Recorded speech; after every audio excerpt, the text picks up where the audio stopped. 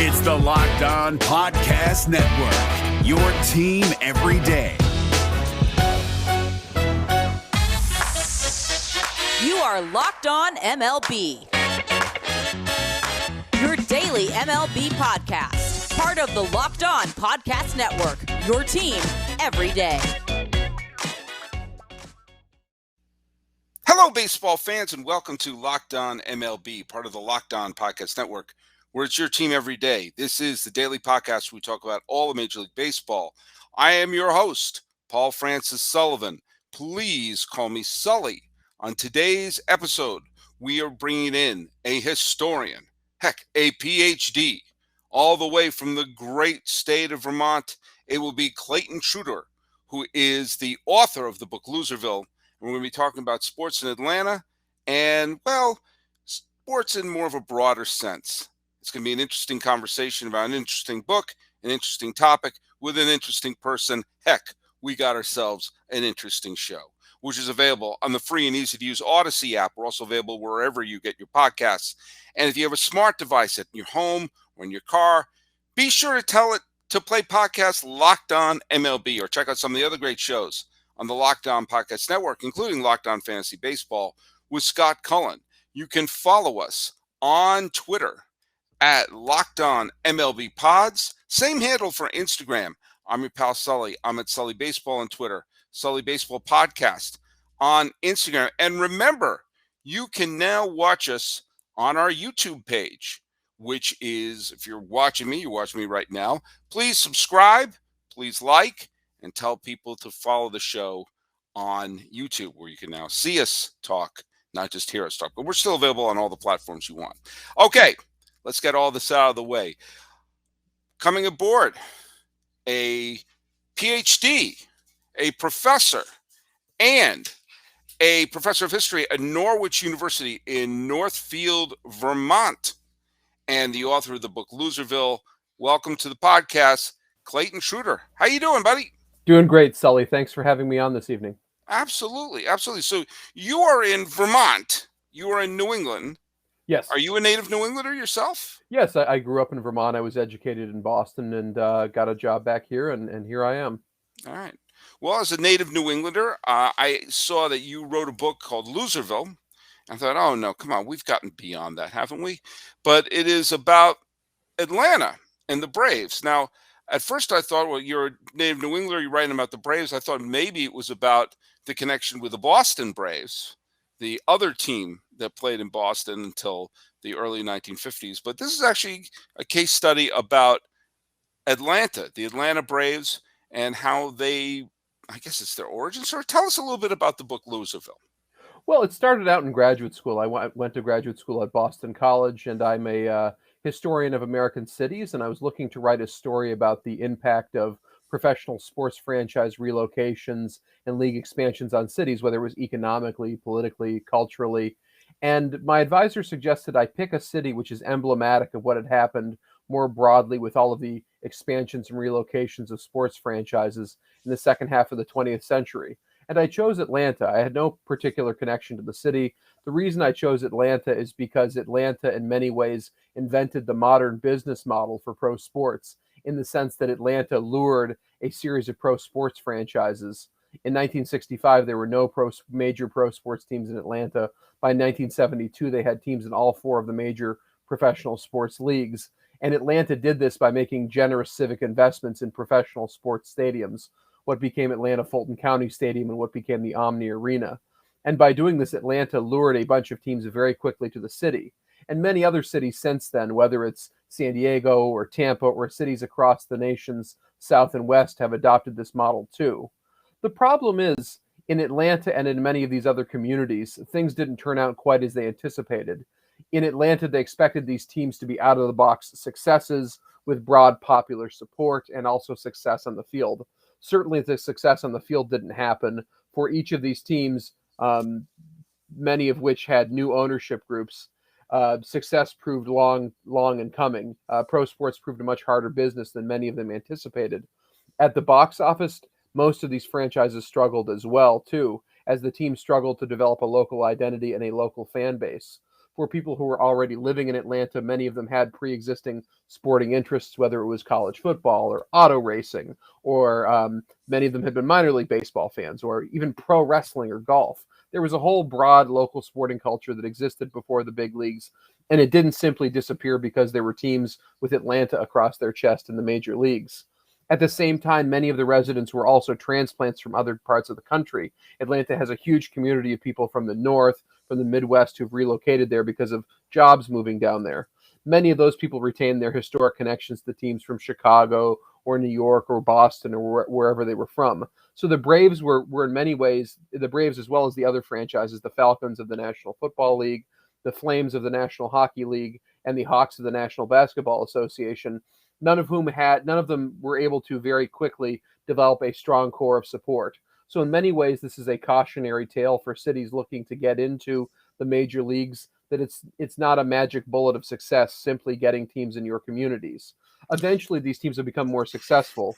The Loserville title refers to early on, it was a term that the newspapers in Atlanta started using to describe the team's lack of success, as opposed to a descriptor of what's going on now in Atlanta sports. Some of the franchises, including the Braves, have been very successful.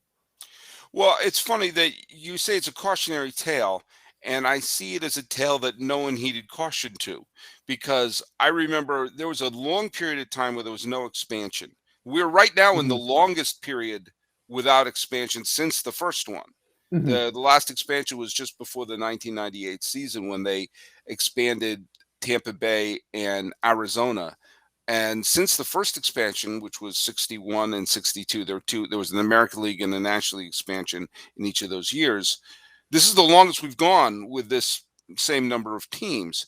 And the last expansion has included the two Florida teams, Denver and Phoenix. And for years and years and years and years, Tampa Bay was looked upon as the great bargaining chip because they had built the stadium, what became the Trop, with this notion that Tampa Bay was going to be this great, great baseball city, and Miami was going to be such a baseball hub that became part of the plot point of the movie Major League. That well, they're going to move to Miami because that's going to be more profitable. And Miami is basically a New York suburb in so many Mm-hmm. ways, sports wise. Tampa is Yankee crazy. And there are probably more Cub fans in Phoenix than there are Diamondback fans. I'm an example. I've not lived in New England for years, and I've been loyal to the Red Sox for decades and decades. I'm living in California.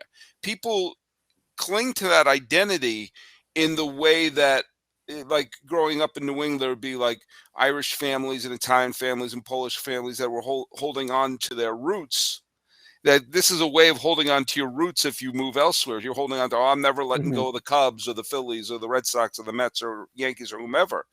And I they didn't heed the lesson that you just said. I'm sure there are lots of people who were transplanted into Atlanta who was like, no, I'm staying loyal to the Phillies or the Red Sox or the Yankees. Mm-hmm.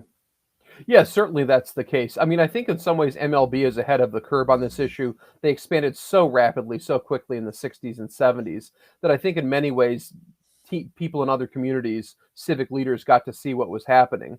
Although there are certainly many aspirant cities still out there. Certainly Nashville's pushing to try to get a big league team, Las Vegas, Portland to some extent. I've heard talk about Virginia Beach, Montreal, not far from me. They've had these exhibition games the last few years, and there's talk of bringing Major League Baseball back there.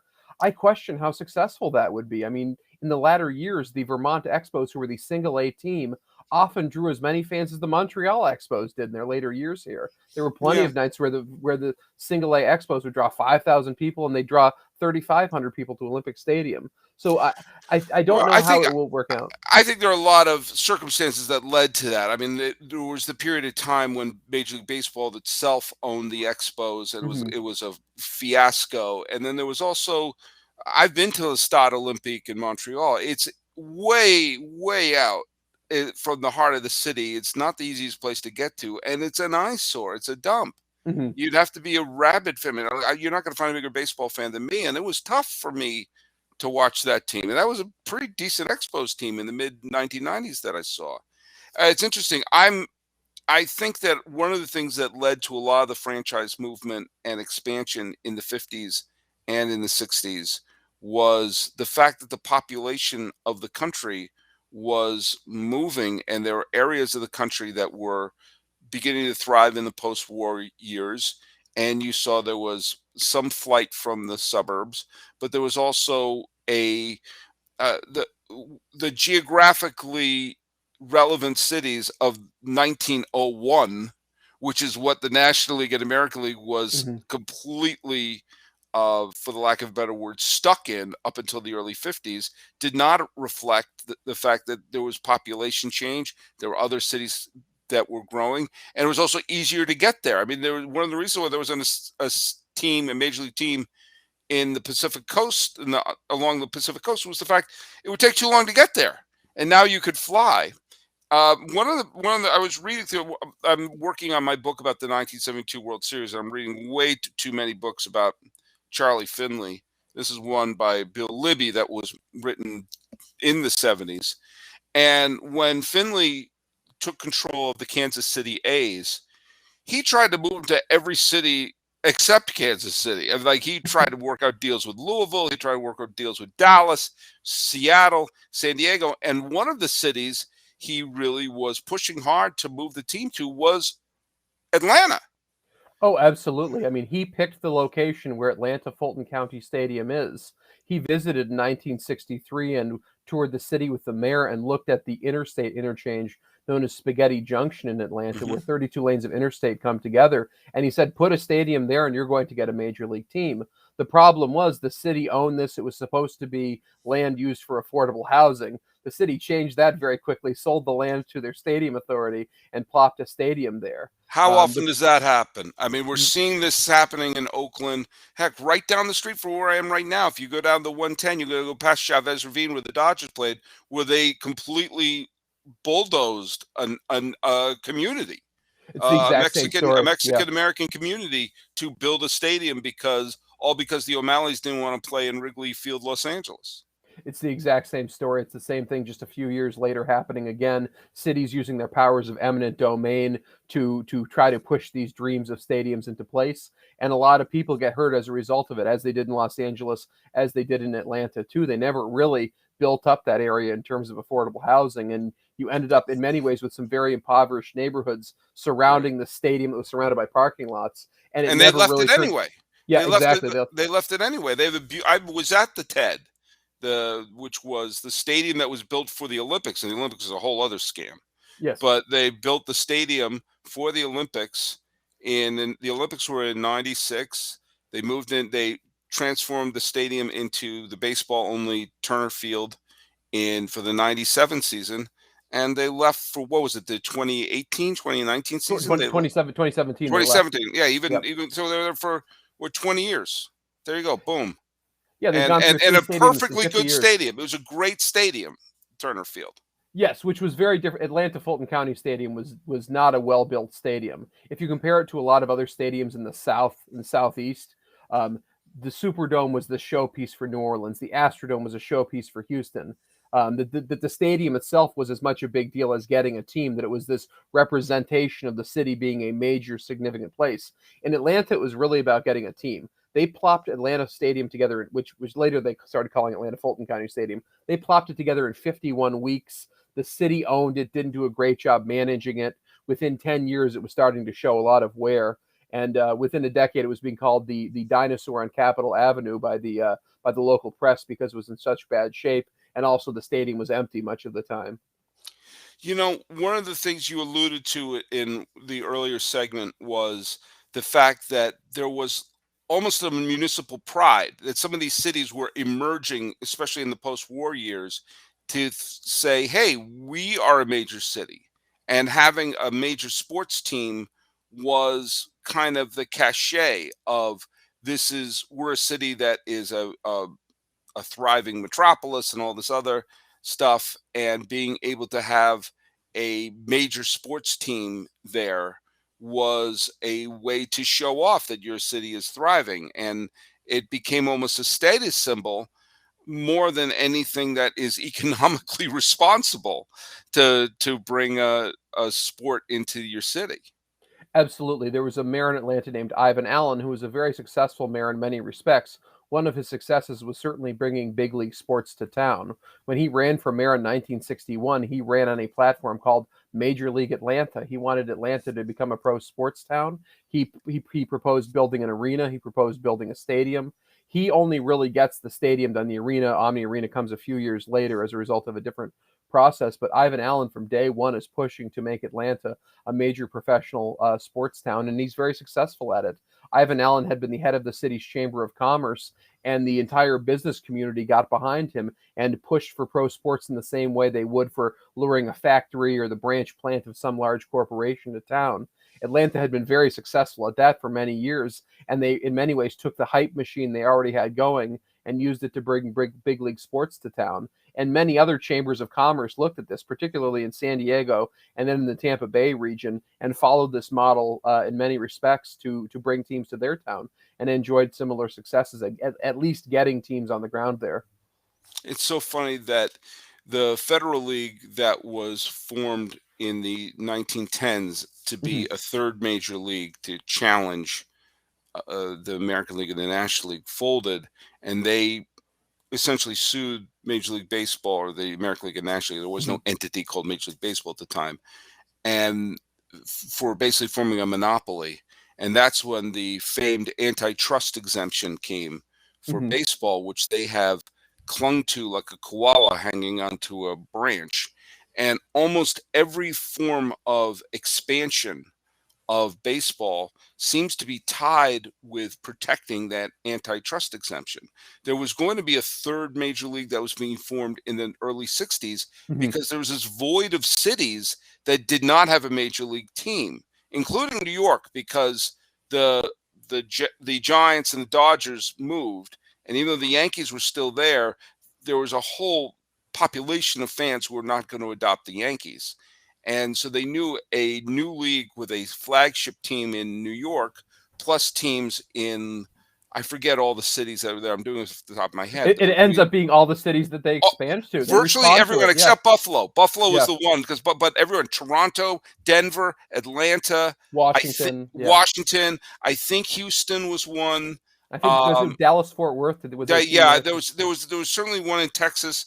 But everyone except Buffalo eventually got a major league team, and it was clear that a lawsuit would have brought about their antitrust exemption being challenged, and they probably would have been clobbered. And they started expanding to the cities and started moving teams around. The creation of the Mariners and the Blue Jays were in complete reaction to pending lawsuits.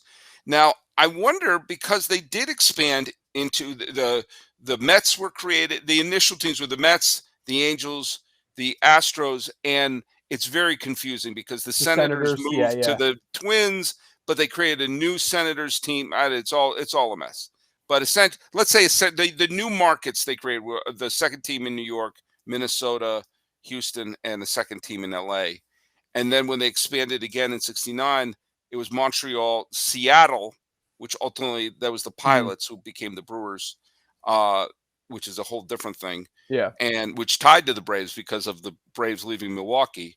And then Kansas City and San Diego. San Diego, thank you. Yeah. But it's interesting that in the first rounds of expansion did not include Atlanta. That was it because they were not yet considered to be a major city, or was there just a fear to put a team in the South? Well, it really had to do with the election of Ivan Allen. The mayor before him is a guy named William Hartsfield, who you still see his name because of the airport in Atlanta is called Hartsfield-Jackson Airport. He was a big civic booster. He was very good at luring investment to Atlanta. Atlanta was easily the most progressive city in the South. They had far more African-American voters than any city. The governing coalition in the city was a biracial governing coalition between essentially the white business class and then African-American voters. So he was he built Atlanta in many ways a progressive reputation. It was known as the city too busy to hate because of this reputation developed. But Hartsfield was not a fan of pro sports. He didn't really view that as a legitimate place for government to get into. So when his successor, Ivan Allen, takes over, there's a big change at City Hall in terms of that. So Atlanta, during the age of the Continental League, Hartsfield is still the mayor, but when Ivan Allen takes over, in January 62, there was a 180-degree turn on the city's response to professional sports, and immediately is trying to get involved with all of the leagues simultaneously. I think that's one of Atlanta's problems, was the ambition to get into all these leagues so quickly. It ends up pitting the teams in a strange way against each other. There's only so much discretionary money out there. People only have so much time. There's only so many people who are actually going to be interested in these teams. So as a result, the teams in some ways ended up hurting one another by all coming so quickly. Yeah, that's interesting. So the team in Milwaukee, the Braves, when they moved from Boston to Milwaukee, they started setting attendance records. They were an unqualified success, and they wound up winning a World Series in 1957, getting back to the World Series in 58, losing a playoff. They came within one win of winning 3 straight pennants in Milwaukee, and they had superstars, Hall of Famers like Henry Aaron, like Warren Spahn, like Eddie Matthews, and they seemed to be the model for franchise relocation. And then 10 years after they won the World Series, they were playing in Atlanta. In fact, in 1948, they won the pennant in Boston. In 57, 58, they won the pennant in Milwaukee. And in 69, they won the division in Atlanta.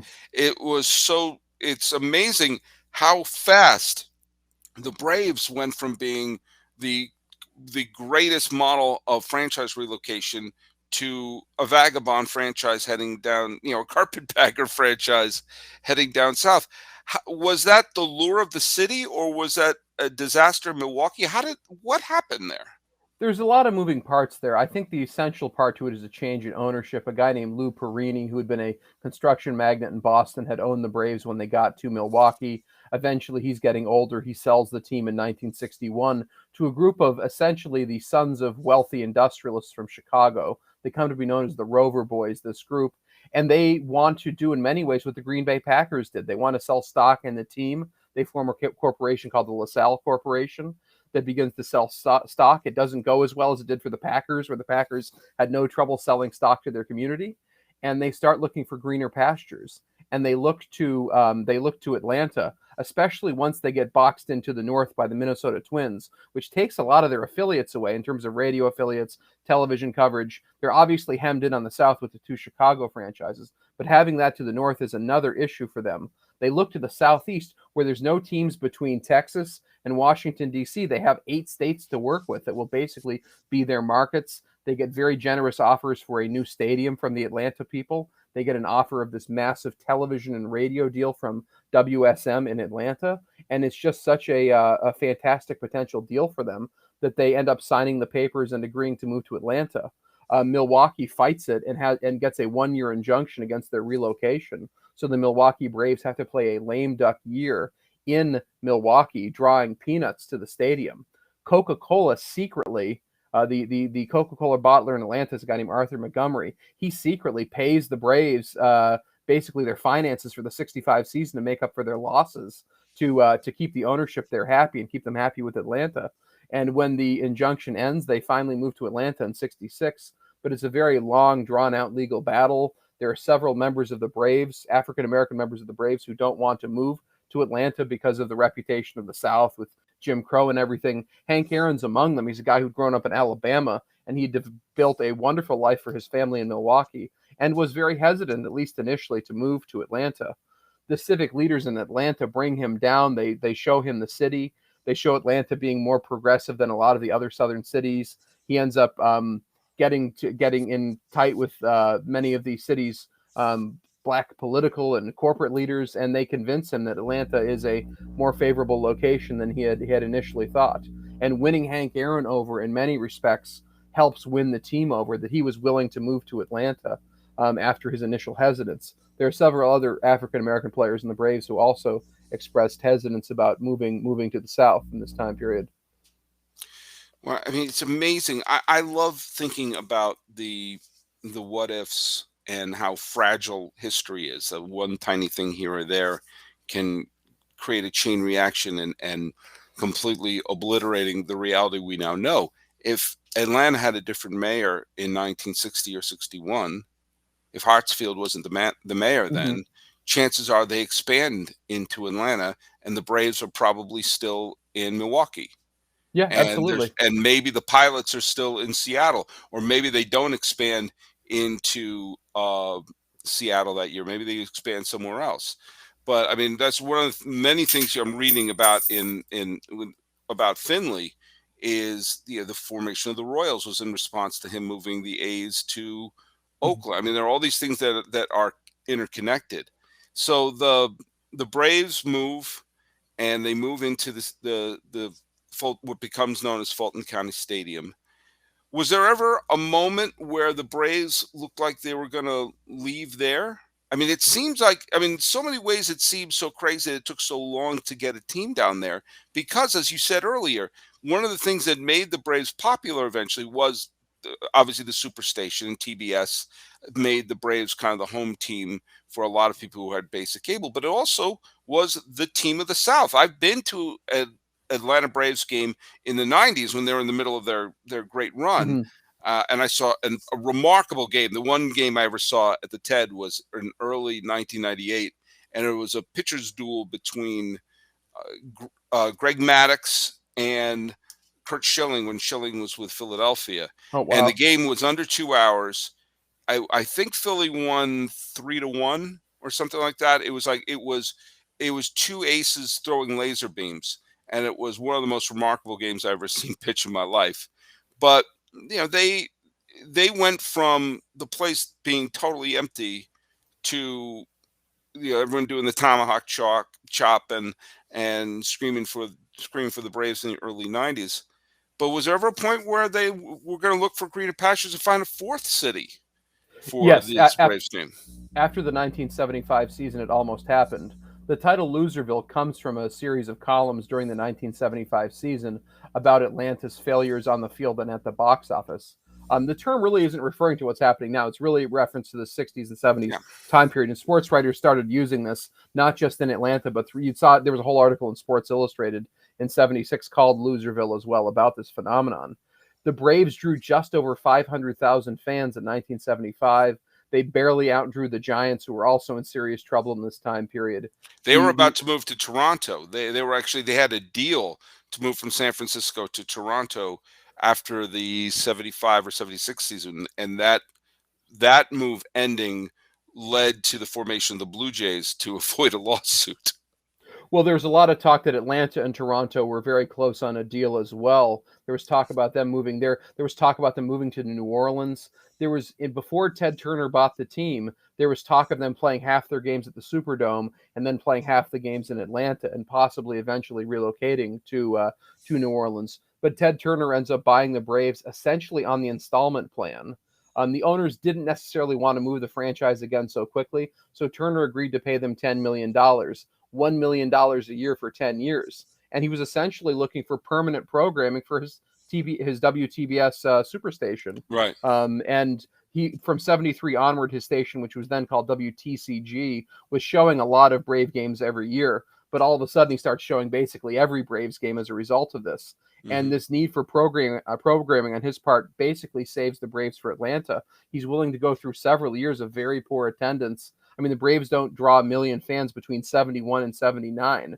It was just atrocious attendance year after year. And having that team for television in many ways saved them for the city. He also buys the Hawks in January 77 and owns them for close to 2 decades as well. And the Hawks serve as winter programming frequently on TBS as well. So Turner in many ways saves much of pro sports for Atlanta. So certainly the Braves were on the way to town. The Hawks were on the way to town. The Flames left town. Yeah. Not really, because the strange thing about the Flames is they actually were a fairly good performing team. 6 of the 8 years they made the postseason. In 5 of their 8 years, they were above average in attendance in the NHL. The issue was more that their owner, Tom Cousins, who also owned the Hawks, was a major real estate developer in Atlanta, and he had gotten into serious financial issues by overbuilding downtown Atlanta in many respects. And he received a fantastic offer from some oilmen in Alberta, and that's why he ends up selling the team to Calgary. He'd paid about $2 million for the club in 72, and he got $20 million in 1980 to move them. So that in many ways bailed him out a little bit. It had less to do with the Flames' lack of popularity than it did with the price being right for the team from the ownership group in Alberta. You know, it's interesting. Again, I'm going back to the research I'm doing for this book, but there was Mhm. in the sporting news, in one of the sporting news that I was reading from 1972, had a full page ad that was basically banging the drum for baseball in New Orleans. And what Mhm. the ad was saying was, we have the Louisiana Superdome, and what they were not necessarily banging the drum for a franchise, but rather for a neutral site World Series, which Hmm. was, and this is, then they said, you can play here, there's no weather issues, New Orleans is a great town, it's a great place for, if you're coming into town as a visitor, you can come, it's a great place for all the reasons there. Mhm. And keep in mind, this was 1972, so at that point the Super Bowl was only 5 or 6 years old. And so the Mhm. idea of the neutral site championship for a league, and the first couple of Super Bowls kind of flopped, and then after the Joe Namath beating the Colts, it skyrocketed in popularity, surpassing the World Series. And so this may have been New Orleans' way of saying, "Hey, look at instead of playing it in the rain or going back for it, you could Mhm. just come have, you don't have to worry about, there's no rainouts. Fans will come there. It's as though we've got a state of the art stadium." And it always struck me odd that that New Orleans never did get the major league franchise. I don't know if it would have worked, and Lord knows the Superdome would have been a horrible baseball stadium. But Yes. that's neither here nor there. Most of the cookie cutter parks they made were not visually pleasing, and of course, Mhm. even now, and I went to New Orleans, and you've got all this beautiful architecture, and then you have this awful like thimble in the middle of the city. I mean, there's nothing about that even remotely screams New Orleans. But there you go. But it's funny you meant I actually didn't know at all about the connection of the Braves possibly going there. But that was a real, baseball in New Orleans was a real possibility. Well, the Cleveland Indians also talked about playing games there for a while, is my understanding too. I think I read that in a sporting news in that era as well. I think before a guy named Ted Bonda bought the team, Right. there was talk for a few years that they were going to play at least a portion of their schedule at the Superdome as well. And the Superdome has certainly became the go-to venue for the Super Bowl. I mean, I think they've had it there 9 times or something like that. Something like that, yeah. And Well, I think Atlanta, it's because I think people like to come to New Orleans. I think it has more to do with that than the facility. If you want to have it to be a good travel destination, that's whenever it was like in Detroit or Minnesota in late January, early February. So what are you, nuts? Right down the street from where I'm recording this in the luxurious Locked On MLB studios in Pasadena, California.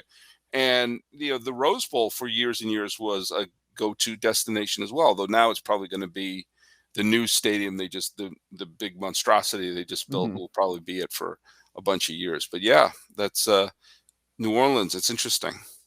Well, I mean, that's another Atlanta in the age of Fulton County Stadium never got the Super Bowl, in part because the attendance was kind of small, in part because it wasn't nearly as impressive a structure as some of the other venues too. And considering, I mean, in many ways the weather in Atlanta is a lot better than it is other places that time of year, so it would have seemed like a reasonable location. Atlanta also tried early on. I mean, the Peach Bowl has certainly become a success in the last 20 years or so, since they got the ESPN New Year's Eve time slot, since they got the Chick-fil-A sponsorship. But the Peach Bowl was a flop for many years. In the mid 60s, Atlanta almost got a major bowl game on Christmas Day, which was going to be called the Santa Claus Bowl, which was going to which they had an agreement to get two top 10 teams every year to play in it. Two unaligned teams. It would be possibly Notre Dame's, a power team from one of the big conferences in this game. But the NCAA decided it was in bad taste in their mind to have a bowl game on Christmas. So that ended up causing that bowl game to disappear. And it was going to be alongside the other big games of the era, and it never really happened. The Peach Bowl just was kind of in many ways, a very minor bowl game for its first 15 or 20 years before it gets the Chick-fil-A and ESPN affiliations. All right, we're here with Clayton Trutor, the doctor, PhD, historian, author of Loserville, professor of history at Norwich University up in Northfield, Vermont. Last topic I want to bring up with you. I think baseball is going to expand. I think it should expand. This is the longest we've gone without an expansion. We've seen there's more than enough talent out there. As we see every spring training, there's two entire rosters of unsigned free agents every year of major league talent. Mm-hmm. And I also think that if you have two 16-team leagues, you'd be able to have eliminate the daily interleague play. I personally, I want to realign baseball. I want to have, I think, especially if they do the universal DH, which I'm not a fan of the universal DH, but I'm not going to scream at the tides. I know it's coming. And if it does come, then there is no difference between the American League and the National League anymore. So therefore, what are we doing? Mm-hmm. And therefore, why not realign into 4 18 divisions, Mm-hmm. regional, Northeast, South, Central, West, and which team is in which will be, we'll sort that out later, because there's some that's like, oh, is this a South team or a Central? There's a bunch of there's some tricky ones, like what to do with Arizona and the Texas teams, but neither here nor there. I do think they should expand by 2, but they can't expand until they figure out what the hell is going on in Oakland with their stadium, what the hell is going on with Tampa and their stadium, which is one reason why I think they're really putting the screws down, saying, okay, got to figure something out. You've had decades to figure this out. Let's figure this out. I don't want to see either team move, but I also understand reality. What lessons from the Atlanta move or the expansion of baseball that we saw during that era do you hope we've learned? Do you think we may have learned?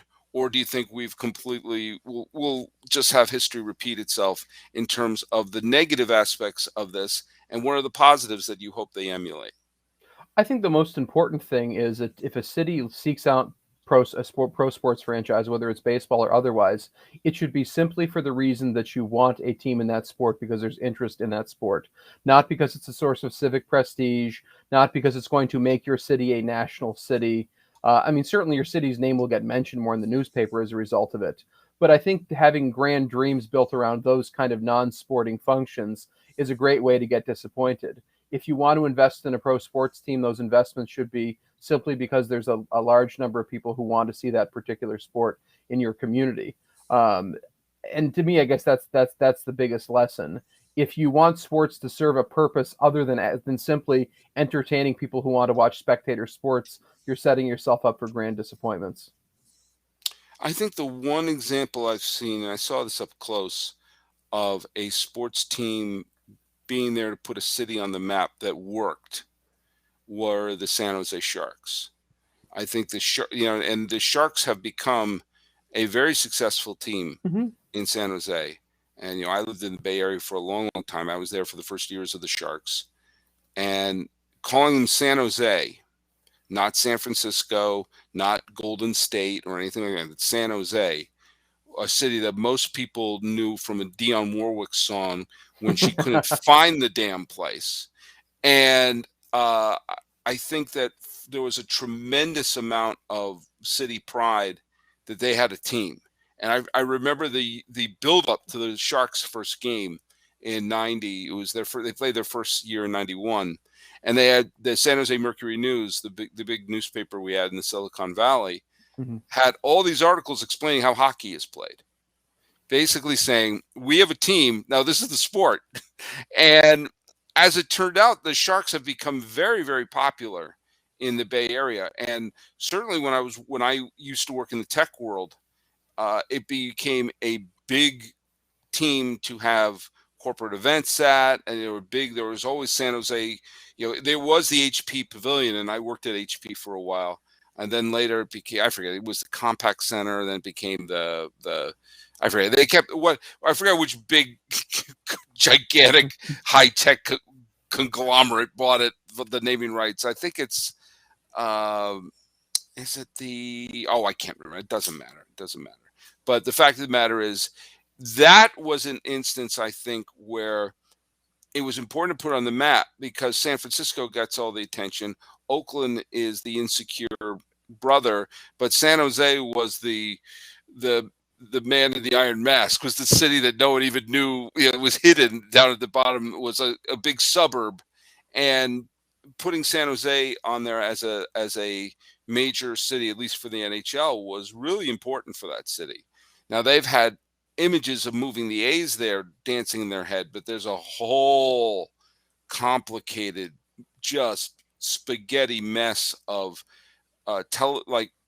territorial rights that the Giants own San Jose, even though it's geographically closer to Oakland. It's a mess. It's an absolute mess, and I think will eventually cost the A's to move from the Bay Area. Guys, I think they would be able to do well in San Jose, but I think they're going to move. But I think they're going to move to Las Vegas, and I think that's going to be a disaster for the same thing that you were saying, that people in Las Vegas are transplanted from other places. Yeah. And they're not going to embrace the A's. If they're going to move to a city like Portland or Nashville, again, I don't want the A's to move at all. But if they move to Portland, there's a lot of deep roots in Portland and pride of Portland. Nashville is dying to have a team and would actually thrive there. I think they've Las got a Vegas, spot waiting for it too. They've got a spot right next to the Titans and the Predators Arena, just waiting to build a stadium. I've been to the minor league park in Nashville, and then it got a great crowd there when I saw them at a game there in, must have been 2018, I think 2019. But I think moving to Las Vegas would be a catastrophe. Especially if it's outdoors. I can't imagine people sitting outdoors in August for a game in Las Vegas. In Atlanta, that was a huge problem. They had a tough time getting people in July and August sitting out there sweating it out at Fulton County Stadium, or even the TED to some extent in that time of year. Look what happened in Miami when they were playing out in Joe Robbie Stadium, or whatever the hell it was called. And every day at 4:21, there's a downpour. It's like, and you're sitting out there going, why aren't anyone showing up there? But I just look at, and as for the Rays, I think they never got a chance. I think they never were given a fair shot. The ballpark they built was obsolete when they played their first game there. It was always in the wrong place, and has such narrow corridors too. I mean, it's so tough to have a big crowd there. It's awful. And I do think the A's and the Rays are going to wind up moving, just because I think it's just tough to convince people with public money when there's so many other things that we can be spending money on, like, health, schools, that's something cities have become smarter on, though, by moving it to hotel taxes or car rental. Oh, it's not us paying for it. It's out-of-towners paying for it. So just as a matter of marketing, cities have gotten much smarter. I mean, Atlanta Fulton County Stadium was paid for with a property tax. No city's going to do that now. It's going to be incredibly unpopular to try to raise money in that fashion.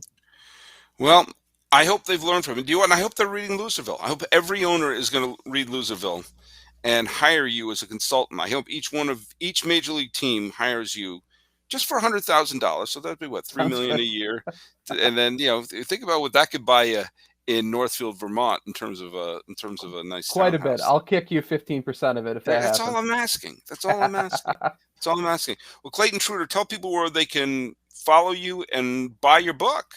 Hi, Clayton. My name's Clayton Trutor on social media. I'm at Clayton Trutor on Twitter. I'm on Facebook too. Glad to be your friend there. My book, Loserville: How Professional Sports Remade Atlanta and How Atlanta Remade Professional Sports, is being published by the University of Nebraska Press. It's available for pre-order on Amazon, Barnes & Noble, and all the like.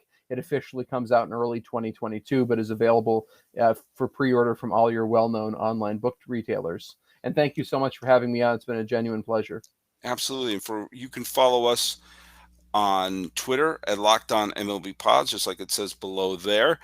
Same handle for Instagram. If you want to follow me on Twitter, you can follow me at Sully Baseball on Twitter. On Instagram, I'm at Sully Baseball Podcast. Please, please, please subscribe to our YouTube page and check out some of the other great Locked On MLB hosts who are going to be doing their own Locked On MLB videos like we're doing right here. And I just can't thank you enough, Clayton Trutor. We've been playing a little bit of email tag, trying to get this to line up. I'm glad we're able to nail down a time here and talk this about. This has been Locked On MLB. I'm your host, Paul Francis Sullivan. Please call me Sully. It's the Locked On Podcast Network, your team every day.